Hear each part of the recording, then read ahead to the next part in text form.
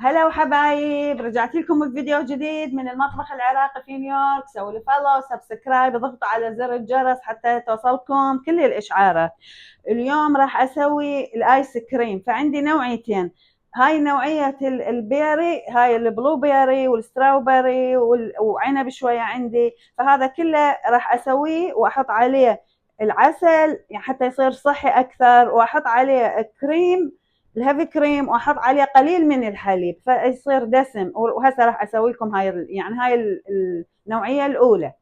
والنوعيه الثانيه عندنا هذا الخوخ، هذا يعني مجمد. وعندي هاي المانجا انا يعني ناسيتها بالثلاجه فشويه ذبلت، فراح اسوي نوعيتين. هاي يعني الواحده نوعيه وهاي النوعيه الثانيه، الخوخ ويا المانجا، واحطها بهاي القوالب. فهسه راح نبدي واحط عليه يعني على النوعيتين راح احط هذا الهيفي كريم والعسل حتى يعني يصير صحي، واخبط وياه قليل من الحليب حتى يصير دسم. فابقوا تابعوني. فهسه نبدي بهذا البلو يعني كل البيريات، الستراوبري، بلو بيري، عنب. طبعا انتم شنو الفاكهه اللي عندكم يعني احطوها. وهاي انا مجمد يعني هو فروزن مجمد، فراح احط عليه قليل من الكريم. طبعا الكريم انتم حسب ايش قد عندكم يعني الفاكهه تخلون. فاضيف عليه الكريم، هذا هيفي كريم، واضيف عليه قليل من الحليب. وهسه راح اضربه بالخلاط وقليل من العسل، يعني فد ملعقتين عسل.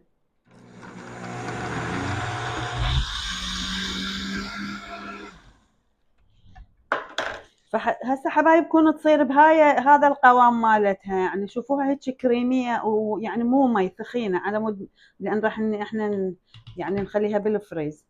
فهسه نضيف هنا بهاي القوالب.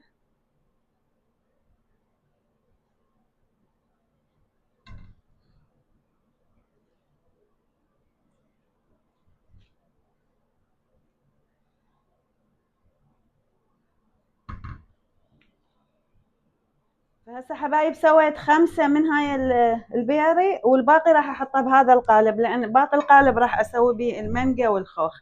فتقدرون بهذا القالب تستخدمون او هيك قوالب هم يعني بعد اسهل يصير. فهذا البقع احطه بهذا القالب، يعني اي قالب عندكم تقدرون. هسه حبايب هاي مالت المانجا، هنا هاي 3 مانجات نظفتهم، وراح اضيف عليهم الخوخ. وطبعا انتم الكميه هم اللي انتم تعجبكم يعني تسووها، وقليل من الحليب، واكثر شيء كريم لان يعني تطلع دسمه وكريميه اطيب تطلع.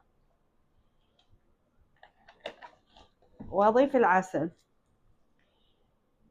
يعني فد ملعقتين عسل، واروح على الخلاط واضربها بالخلاط.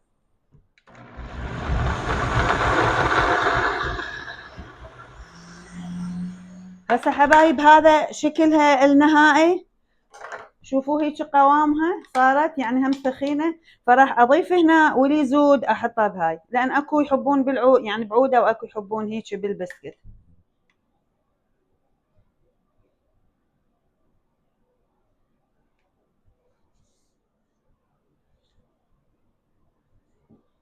وهسه ندخلها على الفريز.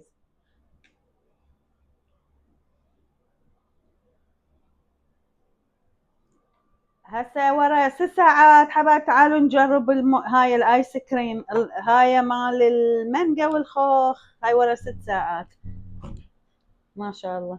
شوفوا شكله واو طيب والله. خلينا نجرب مال البلو بيري، ان شاء الله تطلع. هاي مال البلو بيري هم شكلها حلو. وهسه هذول اللي خليتهم بهاي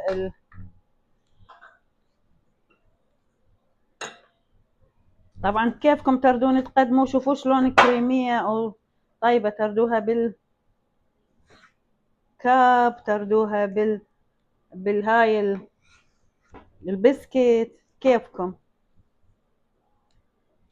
او حبايبي اذا حابين بهذا البسكت وياها هم طيب. هاي المانجا والخوخ. يعني انتوا بكيفكم شلون الانواع هي تقدموها بذاك بالجلاس بالبسكت، شوفوها شلون طيبه وكريميه.